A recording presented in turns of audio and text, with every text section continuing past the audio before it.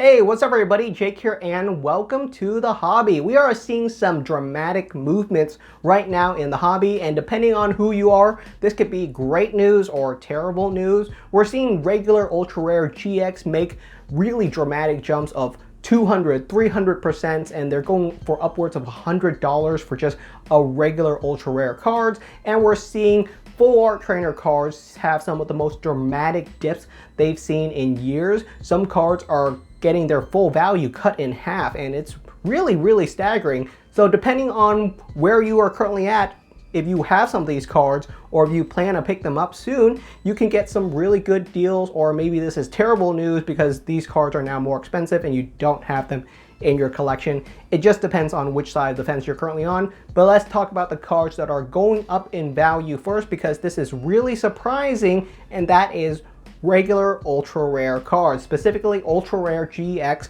from the Sun and Moon tag team era. We are seeing some big movements right now in these specific cards. Some cards like the Gengar and Mimikyu ultra rare GX are going for upwards of $100 for a near mint copy. Why are these cards jumping so much in value right now? I think a big part of it is mainly due to how expensive some of the booster boxes are right now. A team up booster box is going for upwards of $3,000 for a sealed booster box, so it's very expensive. If you were to crack it open, you're lucky if you pull yourself even one alt art card. So realistically, even the regular GX cards are going to be cool pulls. These are just regular ultra rares, and a lot of them from the mono era are going for $1 or $2. But from these older eras that are very desirable, and obviously tag team cards are some of the most popular cards right now to collect. They've been for a while. They're just really hot. A lot of collectors love them. It's honestly one of the Pokemon Company's biggest hits in terms of a gimmick that they've run in the trading card series. Tag teams will probably make a return sometime in the future. Maybe we'll get tag team EX cards at some point. But yes, tag team cards are incredibly popular, and even the regular ultra rare versions are making some big jumps. Another one that's making a big jump is the Gardevoir and Sylveon tag team GX. The regular ultra rare version used to go for around $10 a card, but now you can find near mint copies of it going for between $40 to $50, and a lot of other tag team GX cards are starting to make some big jumps. Not the alt art version, just the regular ultra rare version. So definitely be on the lookout. There's plenty of room in the market for just really popular cards, and for a card like the Gengar and Mimikyu Tag Team GX, I think it makes total sense that it's incredibly popular, especially since the alt art version of the card is arguably the worst version of the card. It's very close, but I can see a lot of people preferring the regular ultra rare version of the art rather than the alt art version. So those are some of the cards that are making some big jumps right now, and we're actually seeing the exact opposite thing happen right now in the full art Pokemon card market. A lot of full art trainer cards are starting to see some really dramatic dips, especially on the high-end side. Most of the high-end full art trainer cards are declining in value right now. Some examples that I can bring up is the Lily full art card from Ultra Prism. Very highly desirable full art trainer card from one of my favorite artists, Naoki Saito. It's a really cool card, and it's seeing some big dips.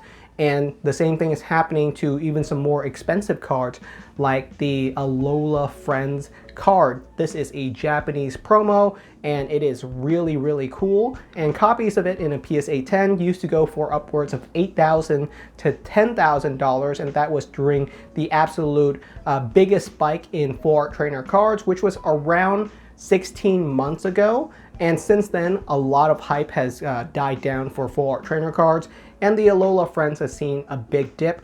Right now, a near mint PSA 10 copy is currently going for between $3,000 to $4,000. That means its value has been cut in half. If you picked it up for between 8 to 10 grand, you've seen a big value drop inside of your collection for a single card.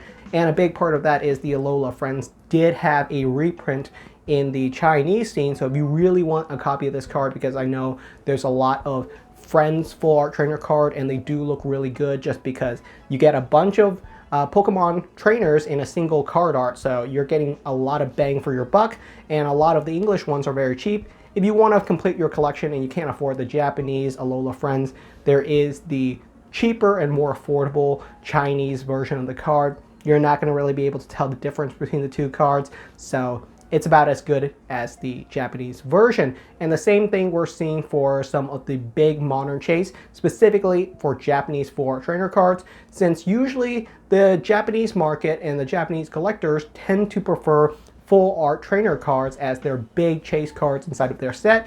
Inside of Pokemon 151, one of the biggest full art trainer card was the Erica's Invitation full art trainer card, special illustration rare. It was actually more expensive than the Charizard SIR, so that just goes to show you how crazy the Japanese market.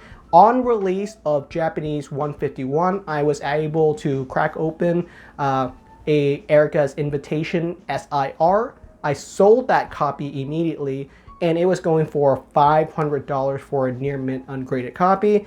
And now you can find PSA 10 version of the exact same card currently going for $120 to $130. So I made out like a bandit with that one. I still don't have a copy of the Erica's Invitation inside of my collection, but that just goes to show you how quickly some of the cards in the market can dip. Same thing with the Iono SIR. I did a video on it on release of the Japanese version of the card. It was currently going for $465. That was the price I had on my short when I did a price check on the card months ago. Now that exact same card in a PSA 10 version is going for way less than what it used to go for in a near mint ungraded copy. So graded PSA 10 copies are going for cheaper than ungraded copies from months ago. So that just shows you how quickly the market can shift.